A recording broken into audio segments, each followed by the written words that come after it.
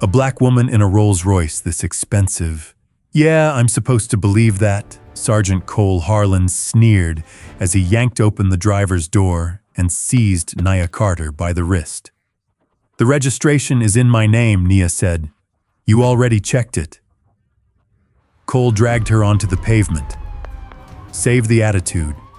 Women like you always think expensive clothes and a luxury car can make people stop asking questions. Nia's phone hit the asphalt. Officer Brent Shaw stepped forward. Sergeant, everything checks out. There's no stolen vehicle report. Cole shoved Nia against the Rolls-Royce and pulled out his handcuffs. Then he leaned closer. Here's what I see: a woman driving a car she has no business being in, hoping nobody asks how she got it. Gasps rose from the sidewalk. Nia stared at him. You're going to regret saying that. Cole laughed. What, you got some powerful friend you're gonna call? Suddenly, 3 police SUVs screamed around the corner. Chief Marcus Carter stepped from the lead vehicle. Cole smirked. Perfect timing, Chief. I caught this woman. Marcus saw Cole gripping Nia's arm. His expression turned ice cold. Take your hand off her. Cole froze. He had no idea the next few seconds would destroy every assumption he had just made. Stay with this story, because the truth is about to turn this entire scene upside down. Comment your city and local time below, and subscribe if you believe dignity belongs to everyone, not just the powerful. Hey there, I've learned that some of the greatest travel stories begin with a simple conversation between strangers. 2 hours earlier, Nia Carter stood beside a cracked sidewalk on the east side of Riverton, Virginia, studying a row of aging brick buildings that most developers had stopped seeing years ago. To everyone else, the neighborhood looked tired. To Nia, it looked unfinished. She held a rolled set of architectural plans beneath one arm, while construction crews measured the empty lot across the street. Behind a rusted fence stood the remains of an abandoned grocery store, its windows boarded and its faded sign barely visible. Soon, if everything went according to plan, the property would become part of a community redevelopment project containing affordable apartments, small business spaces, a medical clinic, and a public courtyard. Nia had spent nearly 4 years bringing it together. This neighborhood deserves investment without being erased, she told the project manager beside her. People shouldn't have to leave their own community to see it improve. That belief was personal. Nia had grown up less than 6 miles away. Her mother had worked double shifts as a hospital receptionist.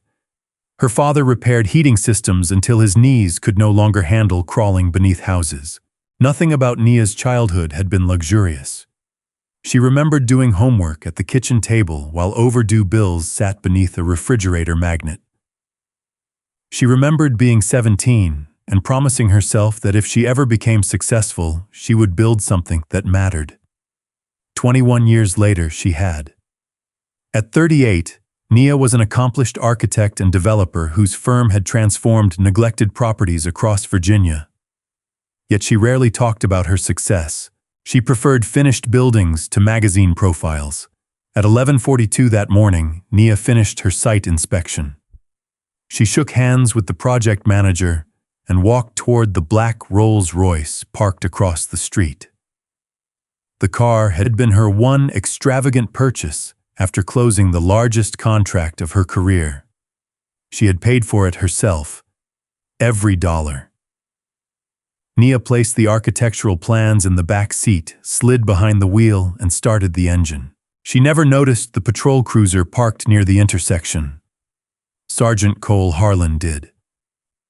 Cole had been sitting behind the wheel finishing his coffee when the Rolls-Royce caught his attention. Then he saw Nia enter it. His eyes followed her. Officer Brent Shaw sat in the passenger seat reviewing a dispatch notification. Cole lowered his coffee. Look at that. Brent glanced up. What Cole nodded toward the Rolls-Royce pulling away from the curb. That car. Brent looked at it for barely 2 seconds. Nice. Cole kept watching. Something about the scene had already formed a conclusion in his mind. Run the plate. Brent turned toward him. For what? Just run it. Brent hesitated before entering the plate number into the mobile computer. A moment later, the registration appeared. Registered locally, Brent said. No flags. Owner Brent looked at the screen. Nia Carter. Cole watched the Rolls-Royce turn onto Jefferson Avenue. Driver match, I can't tell from here. Cole started the cruiser. Brent frowned. What are we doing? Checking something. They followed.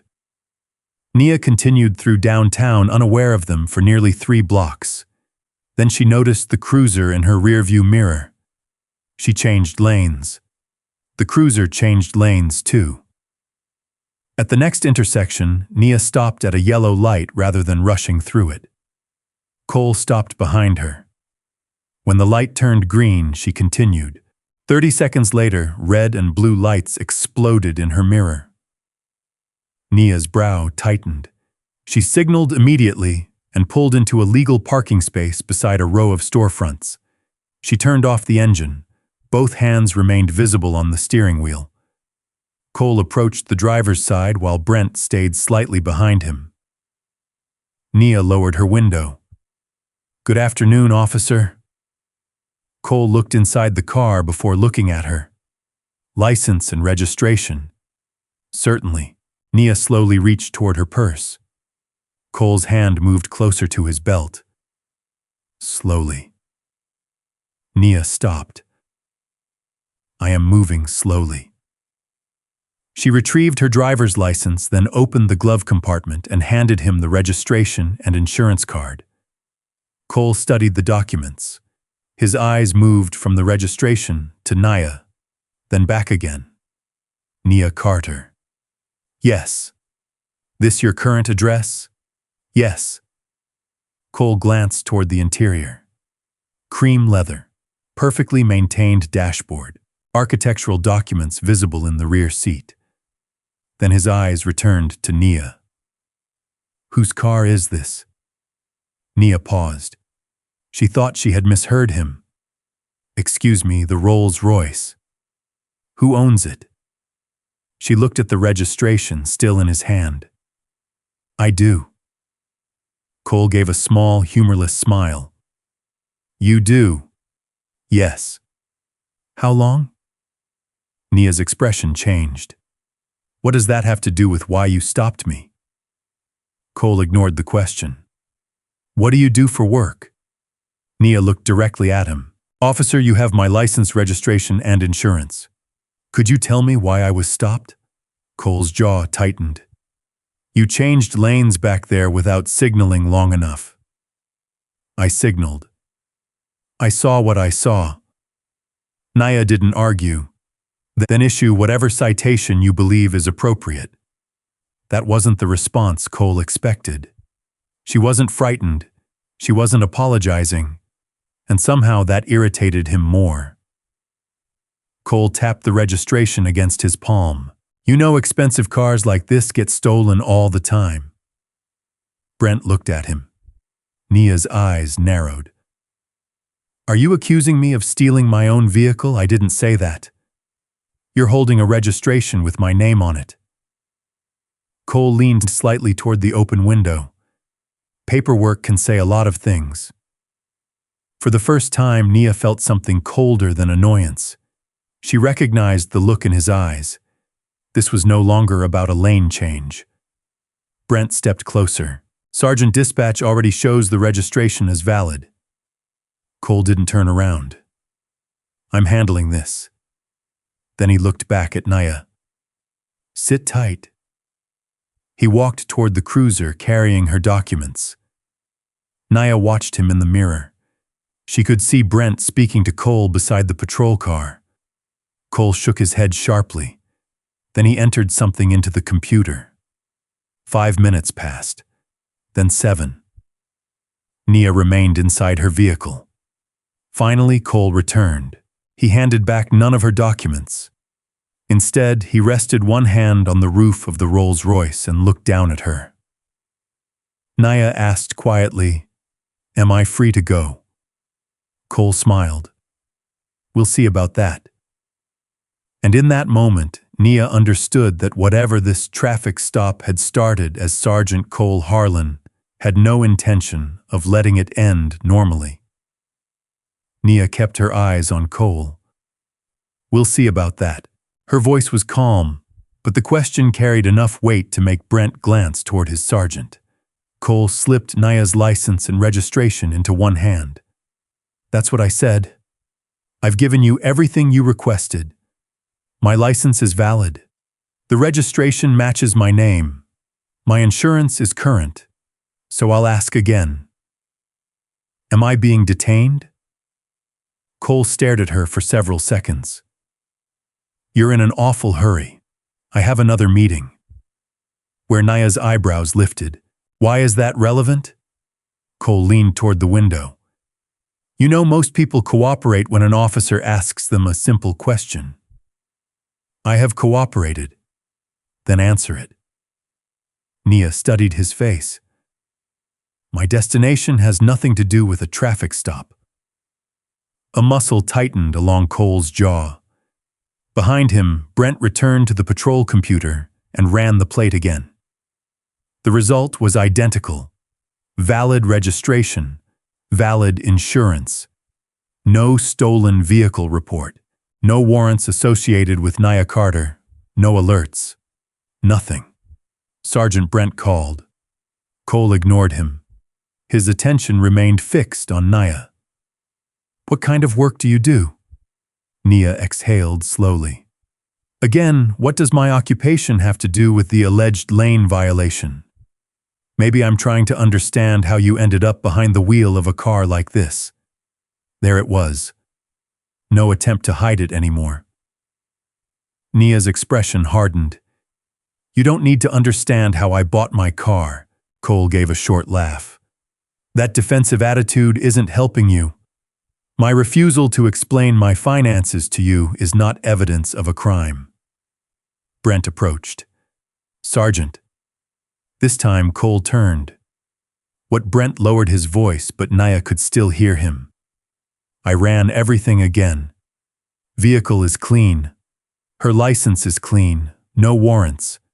Nothing attached to the plate." Cole glanced toward the computer. Could be delayed. Delayed from what Cole's eyes snapped toward him. "Go back to the cruiser." Brent hesitated. "We don't have anything here." "I said go back to the cruiser." Brent slowly stepped away. Nia watched the exchange. Then she looked at Cole. "If the vehicle is clean and my documents are valid, please return them." Cole tapped her license against the doorframe. "I'm not finished. With what determining whether there's anything in this vehicle I need to know about." Nia went still. "What exactly are you suggesting?" Cole looked through the window toward the passenger seat, then toward the rear. "Step out and let us take a look." "No." The answer came immediately. Cole blinked. "No, you do not have my consent to search this vehicle." For several seconds, neither spoke. Traffic passed behind them. A woman leaving a nearby coffee shop slowed when she noticed the confrontation. Cole lowered his voice. "If you've got nothing to hide, why make this difficult? Because having nothing to hide does not mean surrendering my rights." Cole smiled without warmth. "Everybody becomes a lawyer when they don't want a cop looking inside their car." Nia shook her head. "You asked for consent. I'm declining." "You sure about that?" "Absolutely." Cole straightened. The woman near the coffee shop had stopped now. Her name was Maya Reed. She had been watching long enough to notice that Nia had never raised her voice. Maya pulled out her phone and began recording. Cole noticed almost immediately. "Keep moving," he called. Maya remained on the public sidewalk. "I'm not interfering." I said, "Keep moving. I'm standing on the sidewalk. Cole took one step toward her. Nia spoke from inside the car. Leave her alone. Cole turned sharply. Excuse me, she isn't interfering with you. You don't get to tell me how to do my job, and you don't get to manufacture authority because someone knows her rights. Brent heard that from beside the cruiser. He closed his eyes briefly. The situation was deteriorating fast. Cole walked back toward Nia. You think because you drive around in this thing, you can talk down to people. This has nothing to do with my car. It has everything to do with your attitude. No, it has everything to do with the fact that you stopped me verified.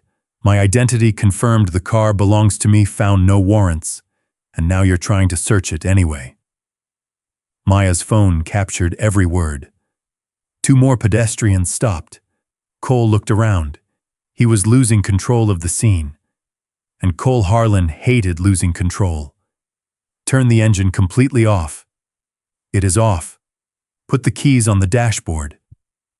Nia did not move. Why? Because I told you to. That isn't an explanation. Cole's face reddened. Brent approached again. Sergeant, can I talk to you? Not now. It needs to be now. Cole turned on him. What part of not now don't you understand? Brent lowered his voice. We can cite the lane change if you want, but there's nothing supporting a vehicle search. Cole stepped closer to him. You've been on patrol how long? 11 months. I've been doing this 16 years. That doesn't change what the system says. Cole stared at him. Go stand by the cruiser. Brent's expression tightened, but he obeyed. Nia watched Cole return. Something had shifted inside her. She was no longer wondering whether this was a misunderstanding. It wasn't. Cole had been given multiple opportunities to end the encounter. Each time he had chosen escalation. Nia reached slowly toward the center console. Cole immediately put his hand near his holster. Hands where I can see them, Nia froze. I'm getting my phone. Don't. My phone is sitting right there. I said, don't move. Nia placed both hands back on the steering wheel. Maya moved slightly closer, still keeping a safe distance. Cole pointed at her. You better not post that video anywhere. Maya almost laughed. Then give me nothing worth posting, a few people murmured. Cole's humiliation transformed instantly into anger. He turned back toward Nia. Last chance. Consent to the search. No. Think carefully. I already have. Cole stared at her. People with nothing to hide usually cooperate. Nia's voice became quieter. People with authority should know that exercising a constitutional right is not evidence of guilt. Brent looked up. Even he could see the moment Cole stopped treating this like police work and started treating it like a personal challenge. Cole placed Nia's documents inside his pocket. Then he stepped back from the window. Fine. Nia watched him. For one brief second, she thought he might finally end it. Instead, Cole reached for the door handle. Nia locked the doors. The click was unmistakable. Cole stared at her through the glass. Unlock the door. No. His voice became harder. Step out of the vehicle. Nia's heartbeat quickened. Am I under arrest? I said, step out. For what? Cole grabbed the handle again. Get out of the car, Miss Carter. Brent hurried toward them. Sergeant, wait. Cole slammed his palm against the window. Maya's camera captured everything.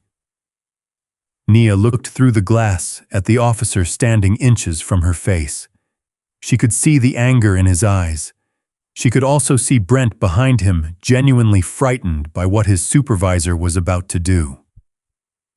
Nia swallowed once.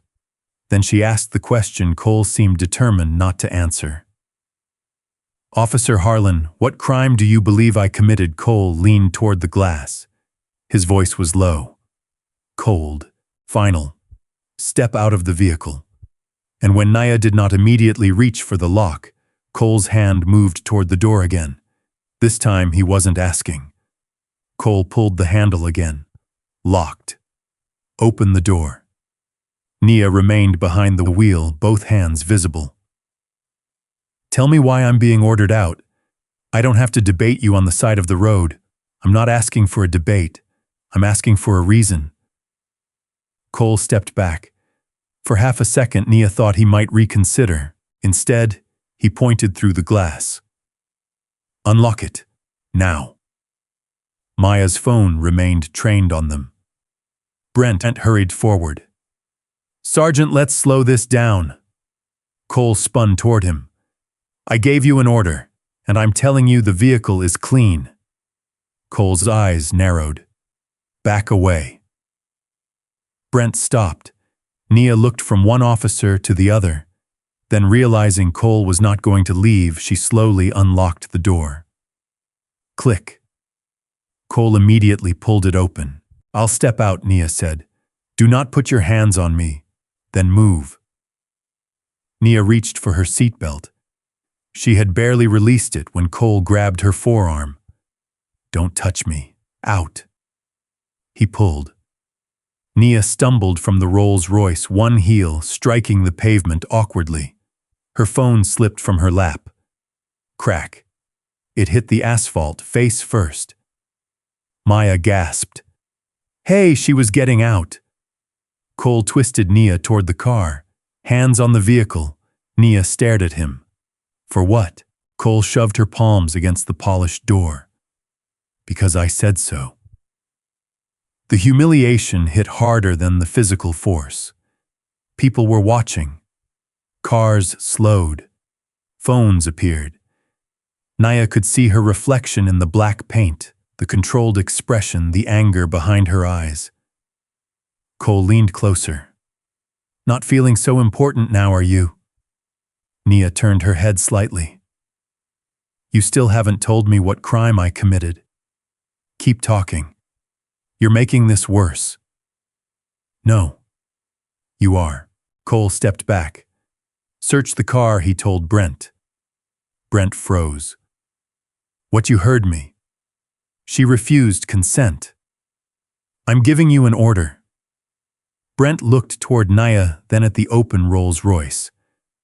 We don't have probable cause. Cole's face hardened.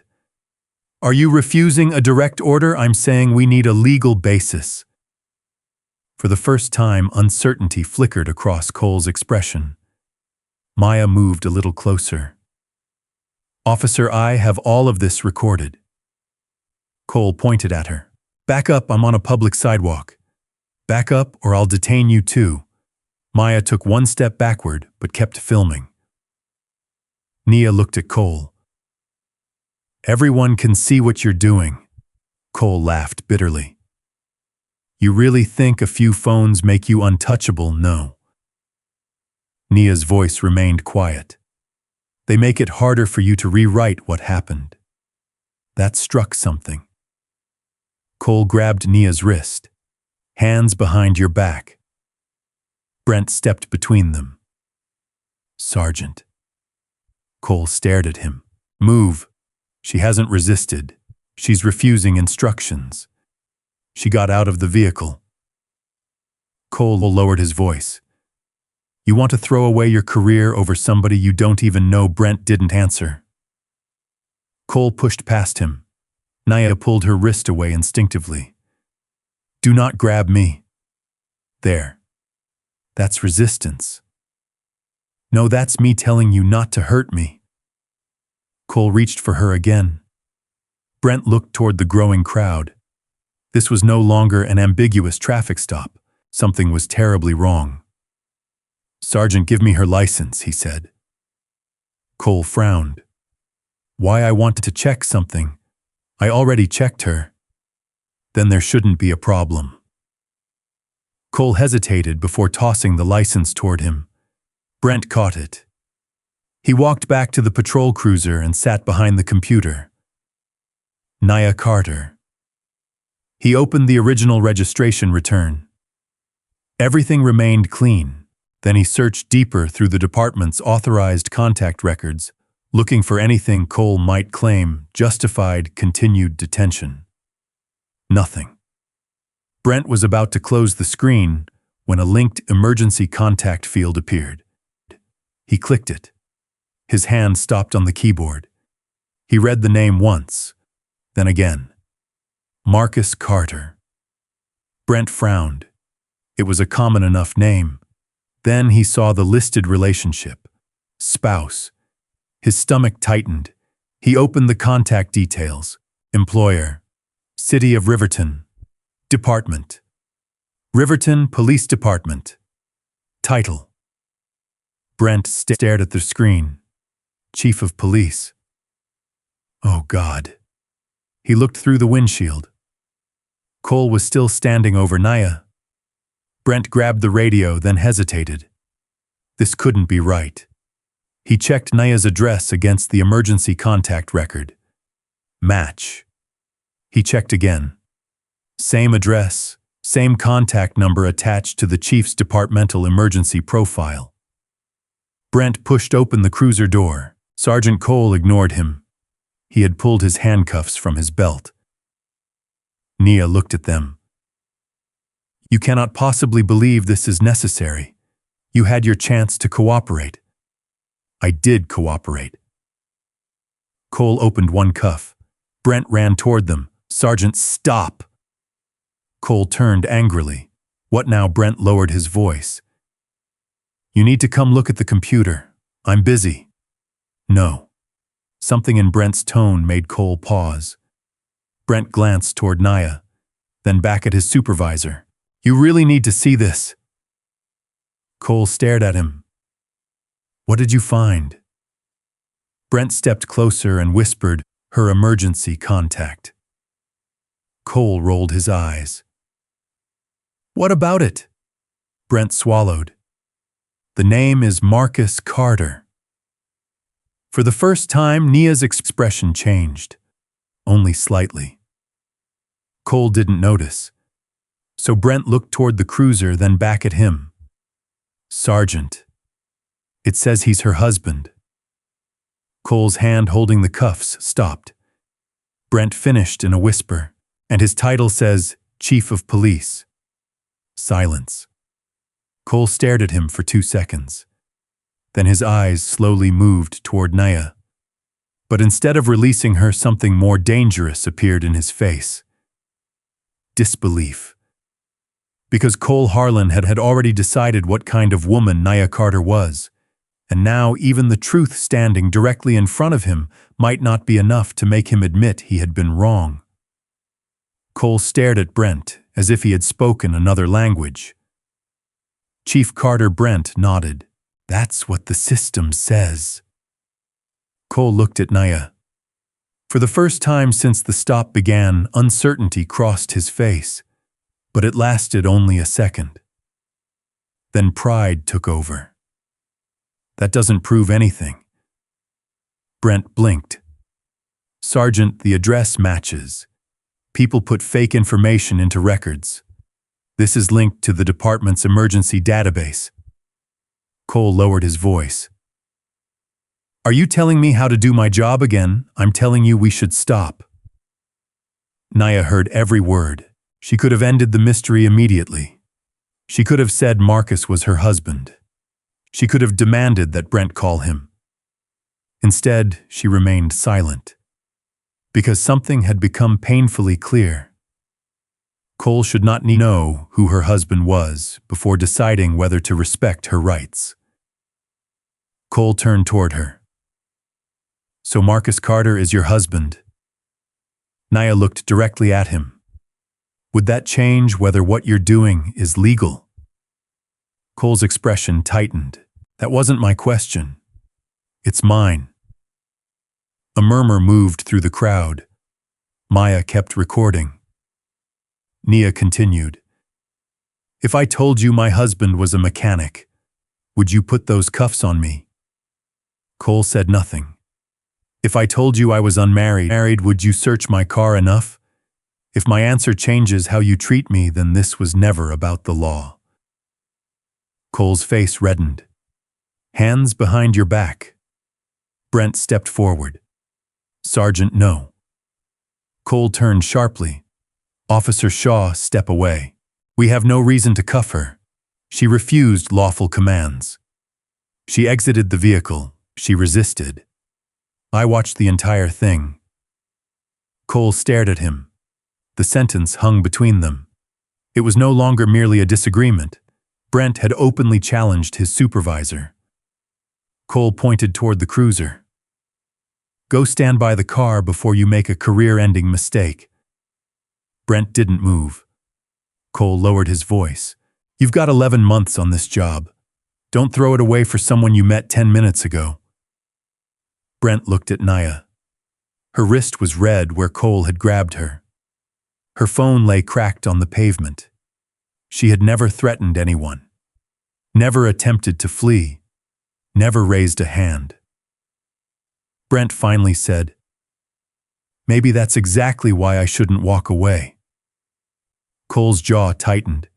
Then he reached toward Nia again. She stepped back. Do not touch me. Cole raised the handcuffs. You're being detained. For what obstruction? Obstruction of what Cole didn't answer. Maya did. She hasn't obstructed anything. Cole whipped around.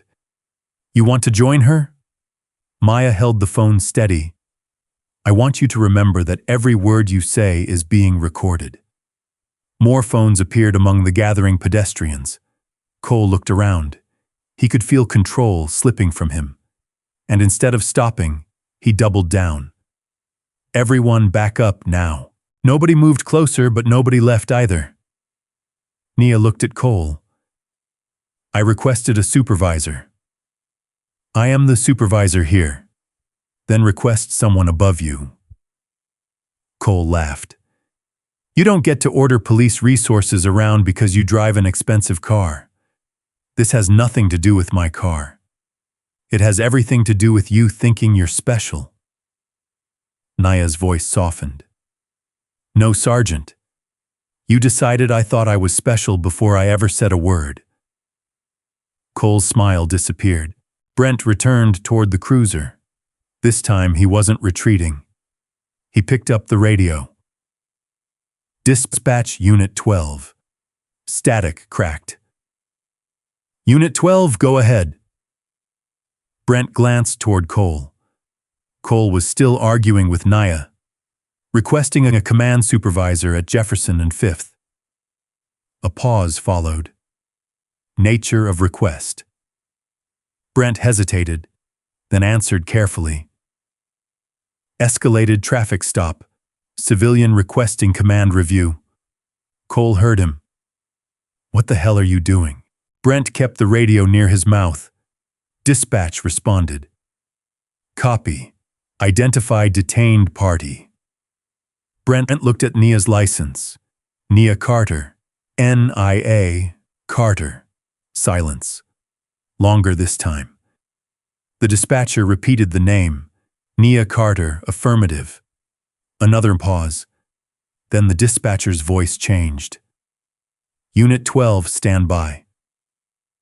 Inside Riverton Police Headquarters, dispatcher Lena Brooks removed her headset from one ear and stared at her monitor. She knew the name. Not because Nia was famous, because Lena had seen it on the chief's emergency contact documentation. She opened the secure personnel directory. Marcus Carter, emergency household contact. Nia Carter, spouse. Lena's stomach dropped. She looked toward the watch commander's desk. Captain Aaron Wells turned. What is it? Lena lowered her voice. We have a stop on Jefferson involving Nia Carter. Aaron frowned. Lena rotated the monitor toward him. He read the screen. His face changed immediately. Who stopped her, Sergeant Harlan? Shaw is requesting command review. Aaron reached for the desk phone. Any arrest? Not yet. Any charges? Shaw said obstruction is being discussed. Aaron froze. Based on what I don't know. Aaron grabbed his jacket, preserved the dispatch traffic. Then he stopped. There was one more thing he had to do. Across town, Marcus Carter sat at the head of a conference table surrounded by senior city officials. A presentation glowed on the wall behind him. He was discussing recruitment standards when his phone vibrated. Marcus ignored it. Then it vibrated again and again. He glanced down. Captain Aaron Wells. Marcus excused himself and stepped into the hallway. He answered. Aaron, Chief. I need you to stay calm. Marcus immediately straightened. What happened? There's an incident on Jefferson. What kind of incident? Aaron hesitated. It involves Nia. Everything in Marcus went still. What she was stopped by Sergeant Harlan. Marcus tightened his grip on the phone. Is she hurt? I don't know. Shaw requested command review. There's talk of obstruction and possible detention. Marcus was already walking. Why we don't have the full picture? Where exactly Jefferson and 5th? Marcus pushed through the conference room door long enough to grab his jacket and keys. One official stood. Chief, is everything all right? Marcus didn't answer. He was already calling his driver. Back on Jefferson Avenue, Cole had no idea the call had been made. He moved toward Nia with the cuffs again. This is your last chance. Nia stared at him. My last chance to do what? To cooperate. I have cooperated from the beginning. Cole reached for her wrist. Brent moved forward. Sergeant, don't. Cole ignored him. Several blocks away, the first command SUV turned onto Jefferson Avenue.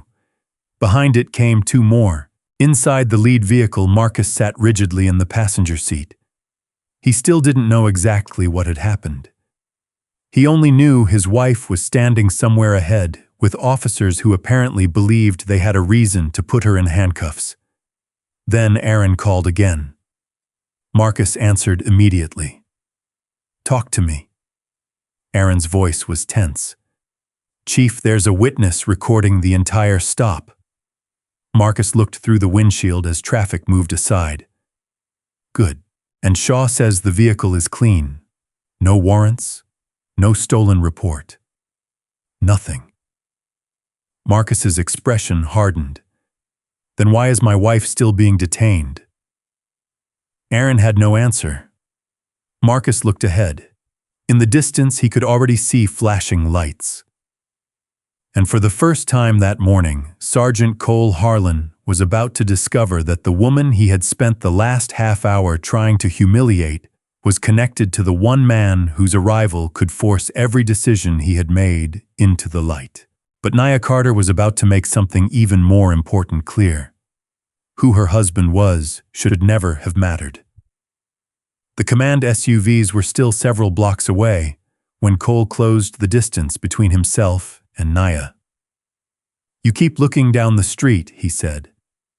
Expecting somebody. Nia met his stare. I'm expecting you to remember what your badge requires. Cole gave a bitter laugh. Behind him, Brent lowered his radio. Dispatch had ordered them to preserve the scene and wait for command personnel, but Cole seemed determined to finish what he had started before anyone arrived. Sergeant Brent said, "Command is coming. We should hold everything where it is." Cole turned. We are not holding anything. I'm completing a lawful detention based on what her behavior. Brent stared at him. What behavior? Cole pointed toward Nia. The refusal to cooperate. The resistance. The suspicious circumstances around the vehicle. Brent stepped closer. There are no suspicious circumstances in the system. You think the computer tells you everything? But it tells me the car isn't stolen. Cole's eyes hardened. You need to learn something, Shaw. Reports matter more than arguments on the street. Brent's expression changed. Cole leaned toward him and lowered his voice. And I write the report. Nia heard him. So did Maya's phone. Brent glanced toward the woman recording from the sidewalk. He marched toward her. Turn that off. Maya held her ground. No. You're interfering with an active investigation. I haven't moved from this sidewalk. Then move. Why? Cole pointed down the block. Because I'm ordering you to. Maya shook her head. I started recording before you pulled that woman out of her car. I'm not deleting anything. Cole stopped. You recorded the whole thing, enough of it. Something flickered behind his eyes. He stepped closer. Give me the phone. Maya pulled it toward her chest. Absolutely not. Brent immediately moved between them. Sergeant, she's not interfering. Cole glared at him. Get out of my way. No. Cole lowered his voice. Then remember who evaluates you. Brent said nothing. Brent finally turned toward Maya. Keep a safe distance. I am. Then keep recording. Cole's face flushed. You're done, Shaw. Maybe. Brent walked back toward the cruiser. He opened the mobile computer and captured the active dispatch screen, including the timestamps showing the plate had returned clean before Cole ordered Nia from the vehicle. Then he saved the call history. He wasn't sure what would happen to his career. He only knew he no longer trusted Cole to describe what had happened. Across the street, Maya shifted her camera toward Nia. Nia stood beside the Rolls-Royce, rubbing the red mark around her wrist. Maya called out, Are you okay? Nia nodded once. I'm all right, Cole laughed. She's fine. Don't turn this into some dramatic performance. Nia looked at him. You dragged me from my car after confirming it belonged to me. You refused instructions. I refused a search. You were argumentative. That isn't a crime. Cole stepped toward her. You really enjoy hearing yourself talk. Nia's gaze remained steady. No. I just refuse to let you replace facts with your version of them. He pulled Brent aside. We're documenting this as an investigative detention. Brent frowned. For what investigation? Possible vehicle theft. The owner is standing right there. Possible fraud. Based on what Cole's voice dropped. Stop challenging me in front of civilians. Then stop giving me things I can't defend. Cole stared at him. Listen carefully. When this report gets written, she was evasive, refused, repeated lawful commands, physically resisted removal, and created officer safety concerns. Brent's stomach tightened. That isn't what happened. It's what I observed. No. It's what you need the report to say. Cole stepped close enough that their uniforms nearly touched. You have a family? Shaw Brent's eyes narrowed. What does that have to do with anything? Probationary officers don't have much protection. Think before you decide whose side you're on. Brent looked past him toward Nia. There shouldn't be sides. Cole walked away. Brent stood motionless for a moment. Then he quietly touched the button on his body camera, checking that it was still recording. It was right now. A faint siren sounded in the distance. Maya heard it first. More police are coming. Cole glanced down the avenue and smiled. Good. He seemed almost relieved. Nia recognized the sound too. Then she saw the first dark SUV turn through the distant intersection. She knew that vehicle. She knew who would be sitting inside. But she said nothing. Cole noticed her expression. What nothing? You know who's coming. Nia looked at him calmly. You asked for this scene to become official. It's about to. Cole scoffed. You think command is going to take your side because you own an expensive car? Nia didn't answer. The sirens grew louder. Brent returned to the computer one final time. He stared at the clean vehicle return, then at Cole, then at the approaching SUVs. Everything that mattered was now preserved. The plate check, the dispatch timestamps, his body camera, Maya's independent video. Cole still believed the arrival of senior officers would restore his authority. He didn't understand that every new witness made his position weaker. The first SUV was now less than a block away. Cole straightened his uniform. He put away the handcuffs temporarily and adopted the composed expression of an experienced sergeant preparing to brief command. Then he looked at Brent. "Let me do the talking." Brent said nothing. Cole leaned closer. "That's an order." The SUV slowed. Nia watched it approach, her face unreadable. Cole saw only a difficult civilian who needed to be put in her place. Brent saw a woman whose rights had been pushed aside. Maya saw a story someone might soon try to rewrite, and inside the approaching vehicle, Marcus Carter was seconds away from seeing what had been done to his wife. But before anyone could reveal who Nia was, Cole made one final decision. He reached for his handcuffs again. Cole pulled the handcuffs from his belt just as the first command SUV reached the intersection. Brent saw the movement. "Sergeant, don't." Cole opened one cuff. "I told you to let me handle this. Command is here. There is no reason to escalate." Cole stepped toward Nia. "Turn around." Nia didn't move. "You were just told to preserve the scene." "I'm preserving it. By handcuffing me, by controlling a detainee." Nia stared at him.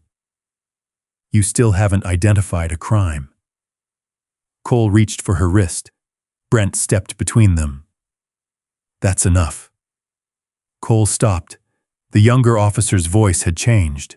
There was no hesitation left in it. "Move, Shaw." "No. You are disobeying a direct order. I'm refusing to help you turn this into something it never was." Cole's face hardened. "You have no idea what you're doing to your career." Brent glanced toward Nia's cracked phone, then Maya's camera. "I think I finally do." The approaching SUVs were 50 yards away. Cole leaned closer to Brent. "You want to wear that badge next month? Get out of my way." Brent held his position. Nia watched them. She understood what Brent was risking. He had spent most of the stop following Cole's instructions, but now he had reached the point where obedience required becoming part of the wrongdoing. "Officer Shaw," Nia said quietly. Brent looked at her. "You don't need to protect me because of what you saw in that database." Cole's eyes flicked toward her. Nia continued.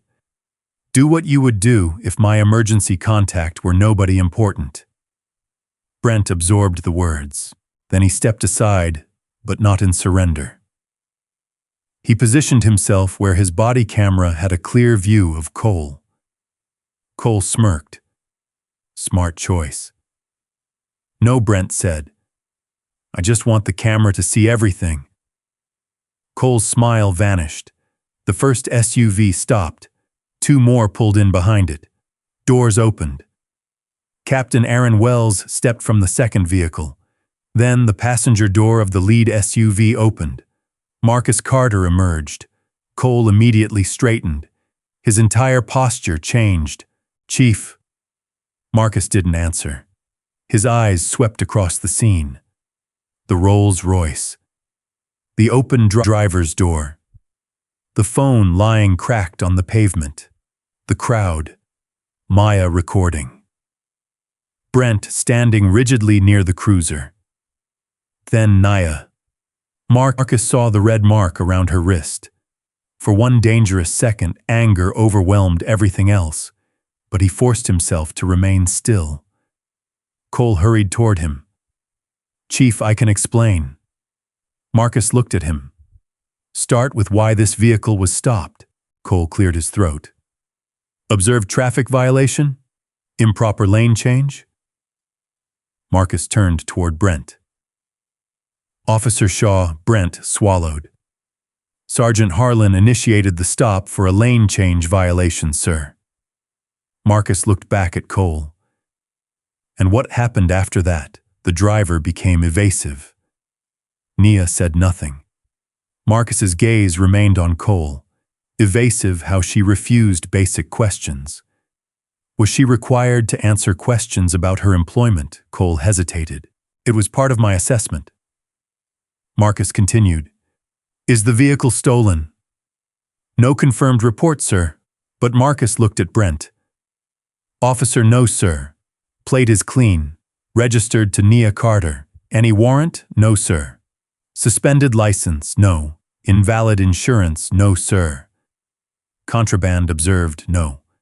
Did she threaten either of you? Brent looked directly at Marcus. No, sir. Cole stepped forward. Chief, you're getting an incomplete picture. Marcus turned to him, then complete it. Cole gestured toward Nia. She became argumentative, refused a search, resisted instructions, and interfered with my investigation. What investigation? Possible vehicle theft. Marcus looked at the Rolls-Royce. The vehicle registered to her. Cole's mouth tightened. There were circumstances that raised suspicion. What circumstances? Silence. Marcus waited. Cole finally said, her behavior. Nia's expression remained controlled, but Marcus knew her well enough to see the fury beneath it. Aaron approached. Chief, we should secure the scene and begin collecting statements. Marcus nodded. Preserve every body camera file, dispatch, transmission, database inquiry, and vehicle return connected to this stop. Cole's face shifted. Sir, that seems excessive. Marcus looked at him. Why? I'm saying this is a routine stop that got complicated because the driver refused cooperation. Maya spoke from the sidewalk. That's not what happened. Cole spun around. You stay out of this? Marcus looked toward Maya. You witnessed the stop, I recorded it. Cole immediately interrupted. She interfered repeatedly. Maya raised her phone. I started recording before he dragged her out. Aaron's attention sharpened. Please don't delete or alter that video. I won't. Cole looked around. His version of events was collapsing faster than he could rebuild it. He turned toward Marcus. Chief, with respect, I need to finish the detention before everyone turns this into a circus. Marcus's eyes narrowed. What detention? Cole pointed at Nia. Obstruction and resisting. Brent shook his head. She didn't resist. Cole snapped, Stay out of this, Shaw. No. Everyone looked at Brent. His voice trembled slightly, but he continued. She cooperated with the documents. The vehicle returned clean. She refused consent to search. Sergeant Harlan ordered her out. She was getting out when he grabbed her. Cole stared at him. You're finished. Brent met his eyes. Maybe. But I'm not lying for you. Cole's face turned red. He suddenly moved toward Nia, hands behind your back. Aaron stepped forward. Sergeant, stop. Cole ignored him. Perhaps he believed that completing the arrest would make his earlier decisions appear justified. Perhaps pride had simply consumed whatever judgment remained. He seized Nia's wrist. Nia winced. Marcus saw it. Let her go. Cole looked toward him.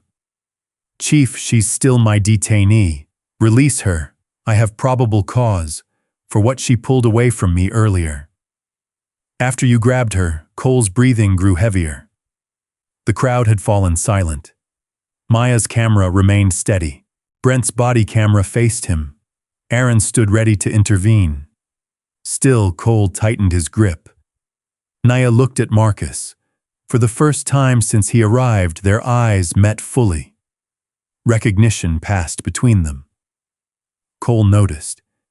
He looked from Nia to Marcus, then back again. Confusion appeared on his face, but his hand remained around her wrist. Sergeant Harlan. Marcus said, each word measured. I am ordering you to take your hand off that woman. Cole hesitated. Then arrogance made one final decision for him. He tightened his grip and said, Chief, you don't understand who you're dealing with. Something inside Marcus broke. He stepped forward. The restraint disappeared from his face. His voice exploded across Jefferson Avenue. Touch my wife again. Cole froze. Brent stopped breathing. Maya's mouth fell open. Even the crowd seemed to forget how to move. Cole slowly looked at Nia, then at Marcus. His hand fell away from her wrist. Your wife. Marcus stood between them now. And for the first time since the traffic stop began, Sergeant Cole Harlan finally understood exactly whose dignity he had spent the last hour trying to destroy. Cole's face drained of color. Your wife. Marcus didn't answer immediately. He stepped beside Nia and looked at the red marks around her wrist. Cole backed away. Chief, I didn't know. The words escaped him almost automatically. Nia looked up. Marcus slowly turned. You didn't know, Cole swallowed. No, sir. If I had known she was stop. Nia's voice cut through the street. Everyone looked at her. She stepped away from the Rolls-Royce and faced Cole.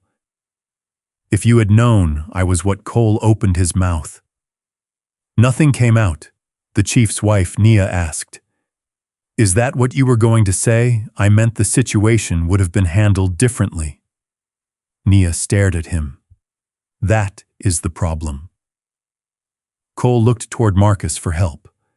None came. Nia pointed toward the people watching from the sidewalk. You asked what I did for work. You questioned whether I could own my own car. You demanded to search it after your system confirmed it wasn't stolen. Cole shook his head. There were other factors. What factors? He fell silent. My husband's job does not erase what happened here. Marcus stepped closer. Nia, she raised one hand. Marcus. He stopped. Her voice softened, but the words carried across the silent street. Don't protect me because I'm your wife. Protect the law because I'm a citizen. Marcus stared at her. The anger in his face changed into something deeper. Recognition. Nia continued. If my name were Nia Johnson and my husband worked at the grocery store, would any of this suddenly become acceptable? No, Marcus said. Then handle it that way. Cole shifted nervously. Chief, I can explain my decisions. Marcus looked at him. You'll have that opportunity? He turned toward Aaron. Captain Wells, secure the scene. Yes, sir. Preserve all body camera footage, dispatch logs, plate inquiries, radio transmissions, and reports connected to this stop. Aaron nodded. Marcus looked toward Brent. Your camera recording. Yes, sir. Do not alter anything. I won't. Marcus then looked at Maya. Ma'am, you said you recorded the incident? Yes. An investigator will ask for a copy. You are not required to surrender your phone here. Maya nodded. Cole's expression tightened. Chief, respectfully, you're treating me like I'm already guilty. Marcus faced him. No. I'm treating evidence like evidence, but she's your wife. Exactly. Marcus removed his command radio from his belt and handed it to Aaron. Which means I cannot oversee this investigation. Aaron looked surprised. Marcus continued. Notify the City Oversight Office. Request an independent investigator immediately. I'm recusing myself from every disciplinary decision connected to this incident. Cole blinked. Sir, you wanted fairness, Marcus said. You're going to get it. Nia looked at her husband. That was the decision she had needed him to make. Not revenge, Accountability. Aaron began issuing instructions. 2 command officers established a perimeter, while Brent returned to the cruiser to preserve the digital records. Cole remained beside the Rolls-Royce, suddenly looking much smaller. Nia lowered her phone. Then she remembered something. Captain Aaron turned. "There's something you should know." Cole immediately looked at her. Nia held up her phone. "I started recording before he pulled her out." Aaron approached. "How early before he demanded the search?" Cole interrupted. "She wasn't present for the entire stop." Nia ignored him. "I was leaving the coffee shop when I heard him asking her how she could afford the car." Nia looked toward Nia. Cole's jaw tightened. Aaron asked, "Did your recording capture that?" "Yes." "And the search request?" "Yes." "The removal from the vehicle?" "Yes." Nia nodded. "Almost everything after I walked outside." Cole stepped toward her. "You've edited it." Nia laughed in disbelief. "I haven't even stopped recording." Cole froze. Her phone was still pointed at him. Aaron raised a hand. Sergeant stepped back. Cole obeyed this time. Nia opened the video timeline without stopping the current recording. The original file is time-stamped. Aaron nodded. "We'll document it properly." Brent returned from the cruiser carrying a small evidence log. "Captain, there's something else." What the vehicle returned clean before Sergeant Harlan ordered Ms. Carter out. Cole snapped toward him. "Shaw." Brent continued.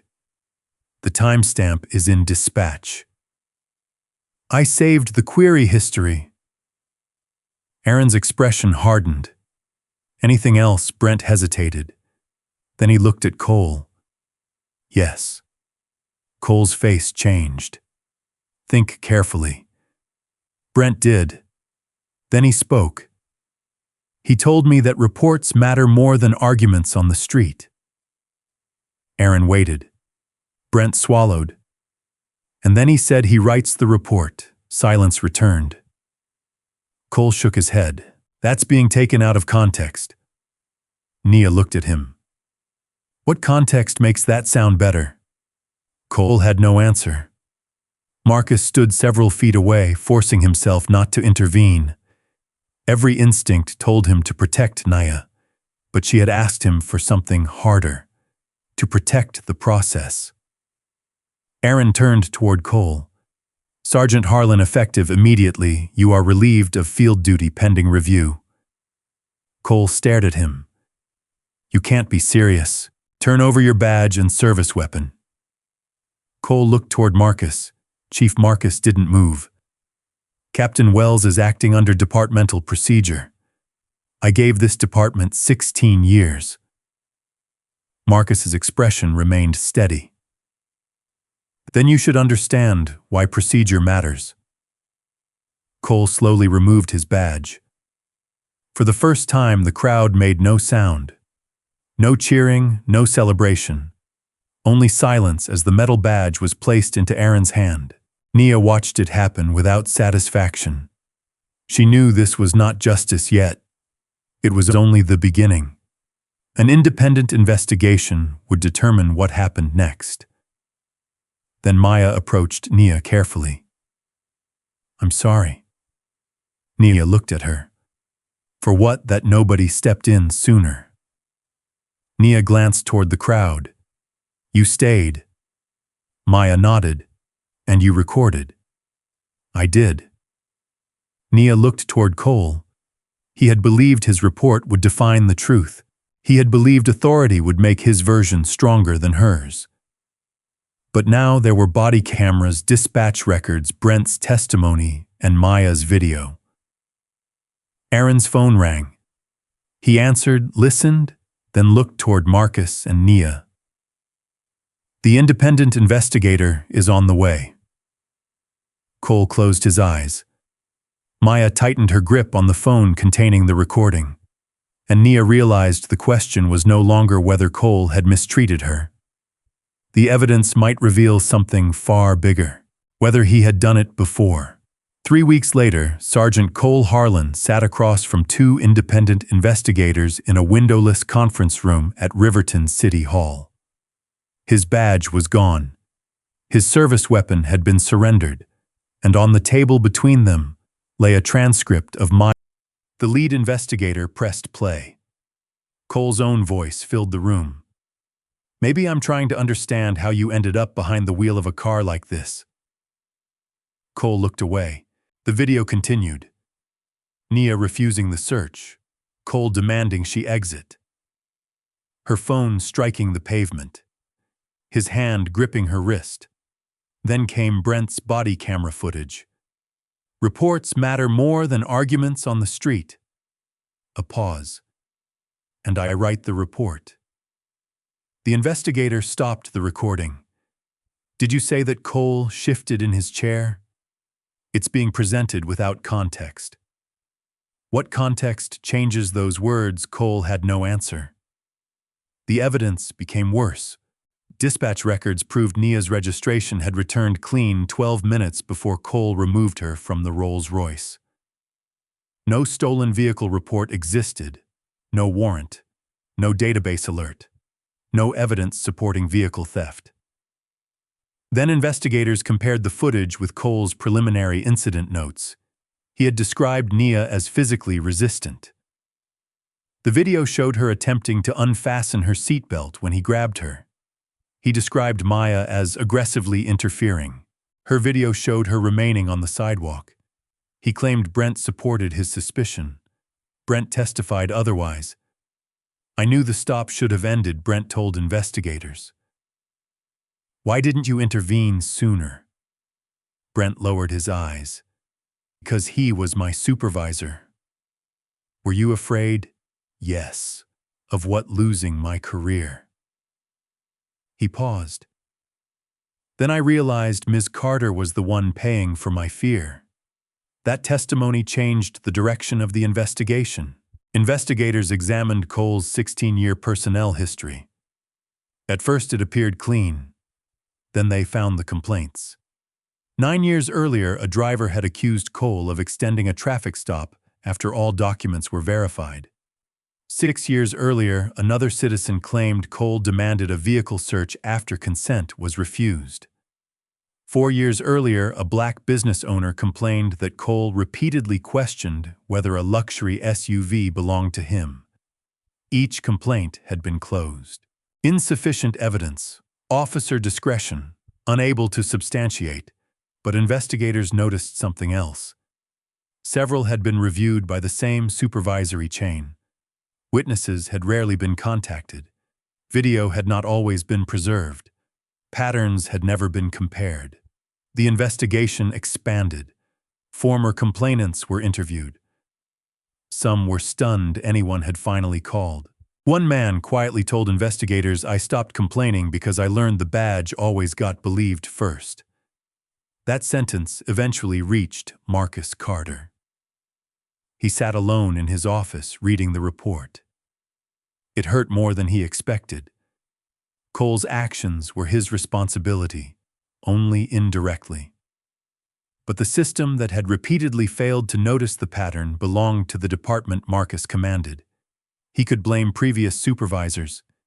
He could protect the department's reputation. Instead, Marcus requested a public review of the complaint process. At the press conference, cameras filled the room. Marcus stepped to the podium. "What happened to Nia Carter was not made wrong because she is my wife." Reporters fell silent. It was wrong before anyone knew her name. He looked directly into the cameras.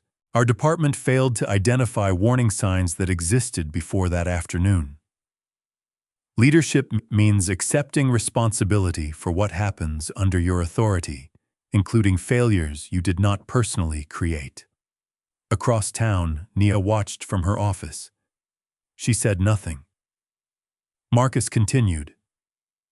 "We will not ask the public to trust us while hiding the evidence that damaged that trust." The disciplinary ruling came 2 weeks later.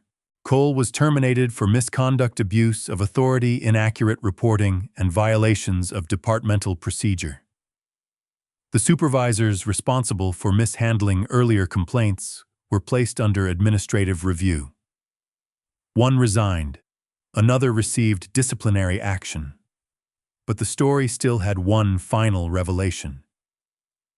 The city redevelopment announcement took place the following morning. Hundreds gathered inside Riverton Civic Hall. Nia stepped onto the stage. Behind her appeared renderings of affordable housing, medical facilities, business spaces, and a public courtyard. Reporters who had known her only as the chief's wife suddenly discovered something they had overlooked. Nia Carter was the lead architect and principal developer behind the $48 million East Riverton Renewal Project. A reporter asked, "Do you think Sergeant Harlan would have treated you differently if he had known who you were professionally?" Nia paused. "Probably." The room became quiet, but that shouldn't comfort anyone. She stepped closer to the microphone. "The problem is not that he failed to recognize an architect." She looked across the audience. "The problem is that he believed respect had to be earned through status." Applause began, but Nia raised her hand. "The woman cleaning offices at midnight deserves the same dignity. The man riding the bus deserves it. The person driving a 20-year-old car deserves it." Marcus watched from the back row. Nia continued, "I happen to drive a Rolls-Royce. I happen to have a successful career. And yes, I happen to be married to the chief of police." Her eyes found Marcus. "But none of those things should have been necessary to make someone take his hands off me." This time the applause rose throughout the hall. Marcus remained silent, proud but humbled. That evening he returned home carrying the final independent report. Nia was sitting near the kitchen window. Marcus placed the document on the table. "Cole's termination is final." Nia nodded, and the old complaints being reopened. She looked at him. All of them, all of them. Marcus sat across from her. For several seconds, neither spoke. Then he said something he had been unable to admit publicly. "I keep thinking about what would have happened if you weren't my wife." Nia's expression softened. Marcus looked down. "If Shaw hadn't found my name, if I hadn't gotten that call, if there hadn't been a video." Nia reached across the table. "That's the question that matters." Marcus looked at her. She squeezed his hand. "Because somewhere in this city, the next person won't be married to the chief." Marcus stared at the report between them. For the first time, he understood that firing Cole could punish one man. But if they wanted justice to mean something, they had to change the system that had allowed him to believe he could get away with it. And that work was only beginning. 4 months later, Riverton looked the same from a distance. But inside its police department, things had begun to change. Every civilian complaint now received a digital tracking number. Body camera footage connected to complaints was automatically preserved. Supervisors could no longer close repeated allegations against the same officer without independent review. Marcus also created a civilian oversight panel with access to complaint patterns that had once remained buried inside separate files. The reforms did not erase what happened to Nia. They were never supposed to. They existed because what happened to her should not happen to someone else. Brent Shaw remained with the department. One afternoon, Marcus found him leaving a training room. "Officer Shaw." Brent stopped. "Yes," Chief Marcus approached him. "I read your final statement." Brent looked uncomfortable. "I should have stepped in sooner." "Yes," Marcus said. Brent lowered his eyes. Marcus continued. "But eventually you did." Brent looked up. "Next time, don't wait until you know who the person is." Brent understood immediately. "I won't." Across town, Maya Reed received an invitation to the opening ceremony for the East Riverton Renewal Project. She almost didn't attend. Nia called her personally. "You stood there when walking away would have been easier," Nia told her. "Come see what staying helped protect." On Saturday morning, hundreds gathered along a transformed block in East Riverton. The abandoned grocery store was gone. In its place stood new apartments, small storefronts, a medical clinic, and a broad public courtyard lined with young trees. Nia arrived in the same black Rolls-Royce. For a moment she remained behind the wheel. Her hands rested on the steering wheel. 4 months earlier, that car had been the excuse a stranger used to question whether she belonged. Today it was simply a car again. Nia smiled and stepped outside. Maya was waiting near the entrance. "You brought it," Maya said. Nia glanced back at the Rolls-Royce. "I thought about taking something else." "Why didn't you?" "Because I'm done letting that day decide what I'm allowed to enjoy." Maya smiled. "That sounds like you." The ceremony began shortly after noon. Marcus stood near the back of the crowd rather than beside the podium. This was Nia's achievement, not his. When Nia stepped onto the stage, applause swept through the courtyard. She looked across the neighborhood, where families, workers, business owners, and city officials stood together. "When I was growing up," she began, "people often talked about neighborhoods like this, as if they needed to be rescued." She paused. But the people here never needed rescuing. They needed investment. They needed opportunity. Most importantly, they needed someone to believe their value existed before money arrived. Marcus listened carefully. He knew she was talking about more than buildings. Nia looked toward the Rolls-Royce parked across the street. "Months ago, someone looked at me inside that car and decided I didn't belong there." The courtyard became quiet. For a while, the public conversation focused on the fact that I was the police chief's wife. She shook her head. That was never the lesson. Marcus lowered his gaze. "The lesson is that nobody should need an important husband, an impressive job, an expensive car, or a powerful friend before their dignity becomes visible." Applause began. Nia continued. "Justice that only arrives after discovering someone's status is not justice. Respect that depends on wealth is not respect." Maya's eyes filled with tears. Brent stood near the edge of the crowd in uniform.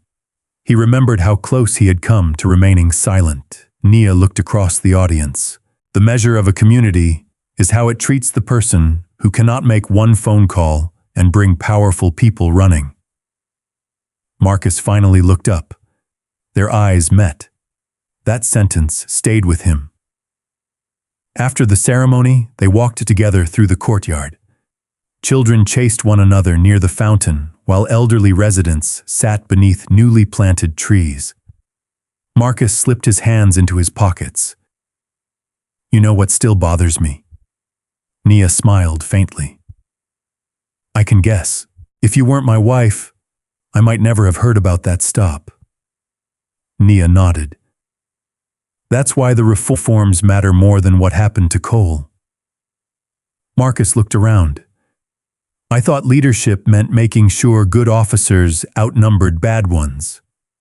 And now I think it means building a system where being good doesn't depend on who happens to be wearing the badge."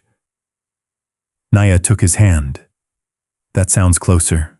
Later that evening, Nia drove alone through the neighborhood where she had grown up. The setting sun reflected across the Rolls-Royce hood.